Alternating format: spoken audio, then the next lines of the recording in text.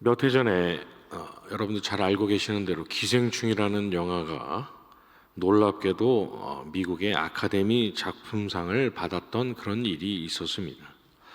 한 해 전 세계에서 수많은 영화들이 제작되어 쏟아져 나오는데 한국인이 만든 한국 영화가 그중 가장 뛰어난 영화로 인정을 받는, 세계가 놀랄 만한 그러한 일이 일어났던 것이죠. 그런데 그 영화 기생충이라는 영화가 등장하기 전에 세계는 이미 어떤 다른 한국 영화에 주목하고 있었는데, 그것은 다름 아닌 산상수훈이라는 제목의 영화였습니다. 대부분의 한국 사람들은 그러한 영화가 있었는지도 몰랐지만 해외에서는 큰 화제가 되었던 그런 영화가 또 있었던 것이죠. 그렇다면 세계는 왜 그 영화에 주목했을까요? 그 제목이 말해주는 것처럼 마태복음 5장에서 7장까지 산 위에서 주님께서 제자들에게 하셨던 그 가르침을 그 영화가 매우 탁월하게 다뤘기 때문일까요? 그래서 모두가 그 영화를 보고서는 주님께서 하신 그 말씀에 대해서 깊이 깨달았기 때문일까요? 그렇지 않습니다.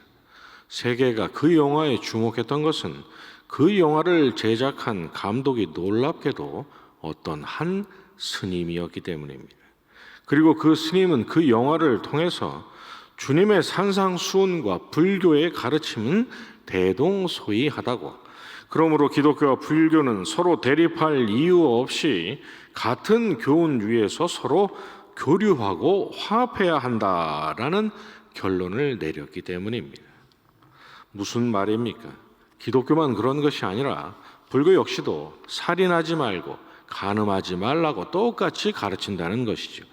우리 주님만 그러신 것이 아니라 석가모니 역시도 남을 대접하고 이웃을 사랑하고 원수까지도 사랑하고 복수하지 말고 선을 행하되 겸손히 행하라고, 재물과 권세의 명예를 탐하지 말고 욕심 부리지 말고 살라고, 남을 비판하지 말고 남에게 대접받기를 원한다면 먼저 대접하라고. 기독교와 불교는 본질적으로 전혀 다른 종교가 아니라는 것입니다. 그러나 결론부터 말씀드리자면 그 스님의 생각과는 달리 주님의 말씀과 불교의 가르침 사이에는 그 어떠한 공통점도 존재하지 않습니다. 왜냐하면 우리 주님께서는 그런 의도로 산상수훈의 말씀을 주신 것이 아니기 때문입니다. 마태복음 5장 22절에서 우리 주님은 마음속에 일어나는 미움도 지옥에 갈 살인죄라고 말씀하셨습니다. 그래서 우리는 주님의 이 말씀 앞에서 그렇구나, 누군가를 미워하지 말아야겠다라고 다짐하곤 하는데, 여러분 생각해 보시기 바랍니다. 우리가 그러지 말아야 하지, 철석같이 다짐한다고 해서 우리의 의지가 우리도 모르게 전광석화처럼 순식간에 일어나는 미움을 막을 수가 있습니까?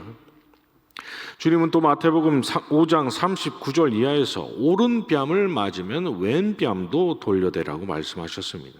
그리고 원수를 사랑하고 자기를 박해하는 원수를 위해서 기도하라고 말씀하셨습니다.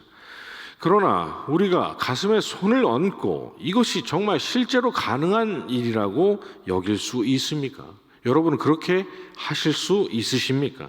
설령 주님의 말씀대로 왼뺨까지 대줘서 맞았다고 해도, 또 모든 사람들 앞에서 나는 원수를 용서했다라고 선언한다고 해도 어느 날 밤 갑자기 침대에 누워있는 우리의 머릿속에, 우리의 마음속에 우리도 모르게 그들을 향한 증오심이 일어난다면 그 순간 결국에는 미워하지 말고 원수까지도 사랑하라는 주님의 말씀을 어긴 것이 아닙니까?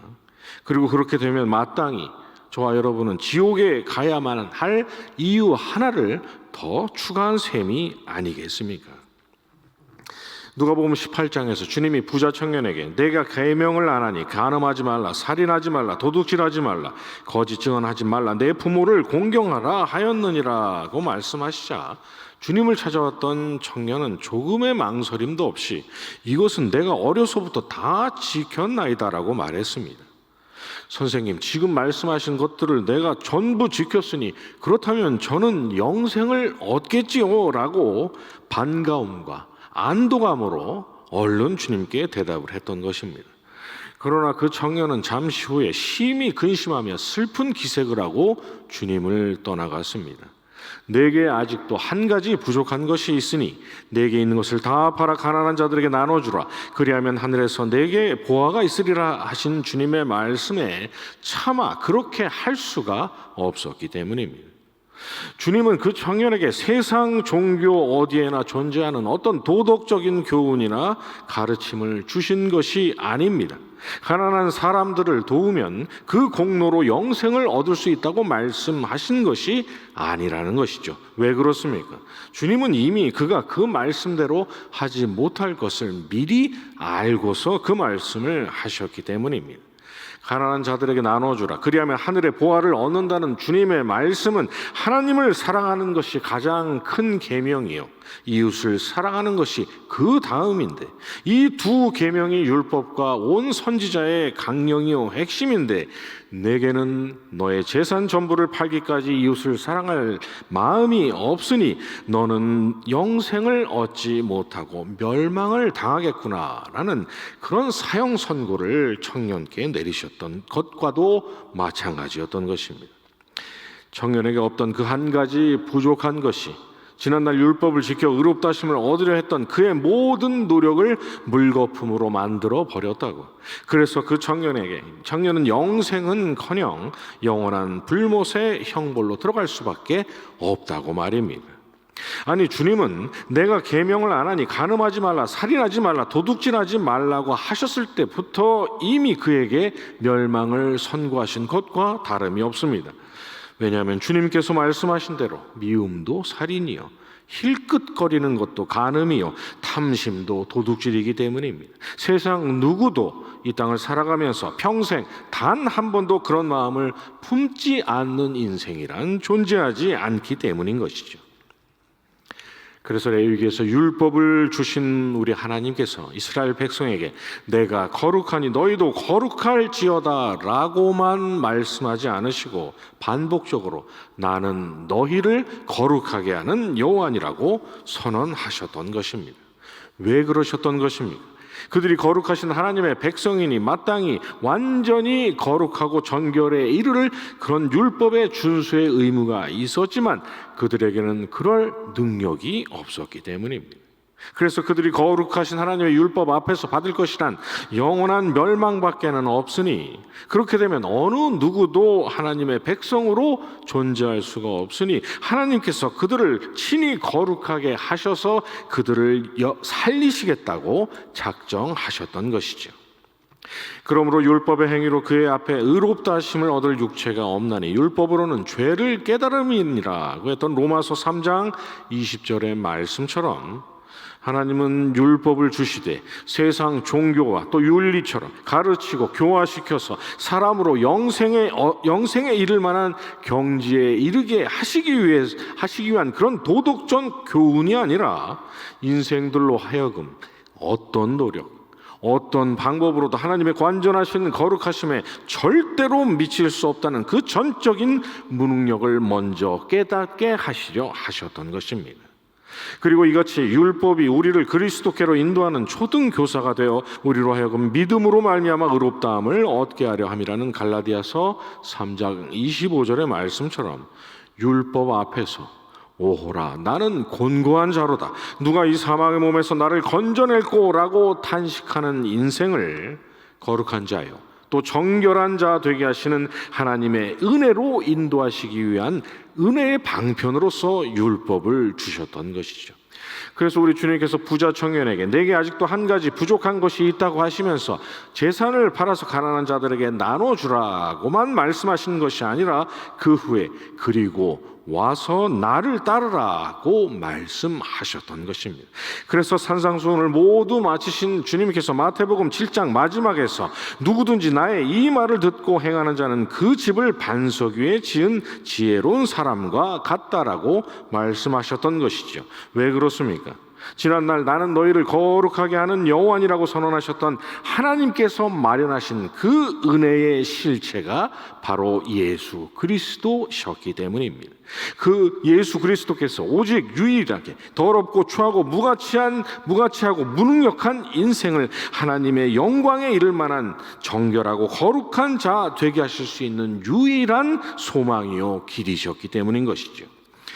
주님은 산상수훈을 통해서 세상 어디에나 있는 윤리와 도덕 수업을 하신 것이 아니라 죄와 무가치함과 무능력을 깨닫게 하셨고 소망 없는 인생을 영원한 생명의 길이신 자신에게로 인도하시는 그런 율법의 기능을 수행하고 계셨던 것입니다. 그래서 우리 주님께서 나를 율법이나 선지자를 폐하려 온 줄로 생각하지 말라고 오히려 완전하게 하러 왔다고 말씀하셨고, 그래서 이 진리를 더욱더 확실히 드러내시려고 자기 힘과 노력으로는 절대로 나음을 입을 수 없었던 수많은 병자들을 고쳐주시고, 심지어는 나사로를 비롯해서 이미 죽어서 아무것도 할 수 없는 죽은 자들을 살리시는 놀라운 표적을 보여주셨던 것입니다. 그런데 이 놀라운 주님의 말씀과 주님께서 보여주신 그 표적을 뭘 하라고만 잔소리만 했지, 하든 안 하든 해내든 해내지 못하든 어떠한 책임도 지지 않고 바리새인들처럼 자기 스스로도 못하는 걸 하라고 몰아세우고 할 수 없는데 할 수 있다고 속이면서 윽박지르고, 애초에 할 능력이 없는데 이미 해봐서 안 되는 것이 다 판명이 났는데 포기하지 말고 그래도 해보라고 다시 협박하는 것이 전부인 그 세상의 종교와 도덕에 어찌 주님의 이 놀라운 가르침과 비교할 수가 있다라는 말입니다.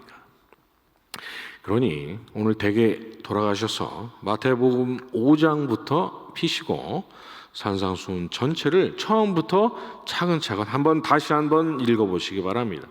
그래서 그 여러 주님의 말씀 앞에서 여러분의 마음속에 12년 동안 내가 이것저것 다 해보고 여기저기 다 기웃거려 봤지만 아무것도 얻은 것이 없이 가산을 다 탕진하고 오히려 전보다 더 중해졌던 소망이라고 눈꼽만큼도 없던 그 유출병과 걸린 여인이 바로 나였구나라는 생각이 든다면, 하나님 백성으로서 주님께서 하신 모든 말씀을 내가 준행해야 할 의무가 있지만 나란 존재는 여전히 지금도 끊임없이 그 영원한 불못에 들어갈 이유들만 태산같이 쌓으며 살고 있구나라는 탄식이 여러분의 마음속에 드신다면 여러분은 주님의 산상수훈을 제대로 읽으신 것입니다. 왜 그렇습니까?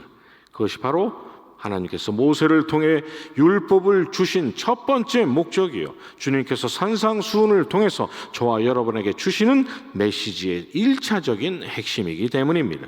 그리고 또 산상수훈 맨 마지막 장인 마태복음 7장에서 반석 위에 집을 지으라고, 그러면 환난 날에 절대로 무너지지 않을 거라 하신 우리 주님의 말씀 앞에서, 그래 지금도 계속되고 있는 주님의 은혜 때문에 내가 여전히 성도로 보존되고 있구나, 그래서 그 은혜 때문에 내가 장차 사망의 음침한 골짜기를 지날 때 나는 해를 두려워하지 않아도 되겠구나라는 결론이 여러분의 마음속에 일어난다면 여러분은 하나님께서 성경을 주신 의도와 목적에 맞게 성경을 아주 제대로 읽으신 것이 되는 것입니다. 왜냐하면 그것이 하나님께서 모세를 통해 율법을 주신 두 번째 목적이요, 주님께서 산상수훈을 통해서 저와 여러분에게 주시는 메시지의 궁극적인 핵심이기 때문입니다.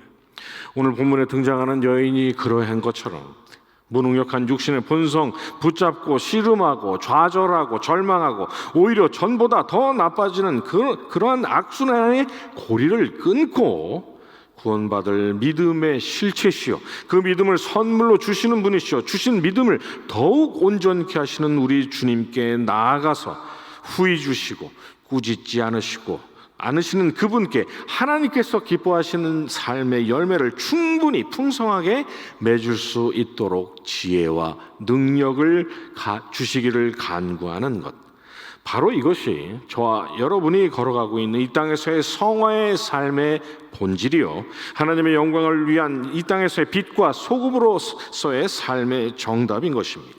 그리고 정음 같은 그 주님의 산상수훈 앞에서 저와 여러분이 최종적으로 내려야 할 결론인 것이죠.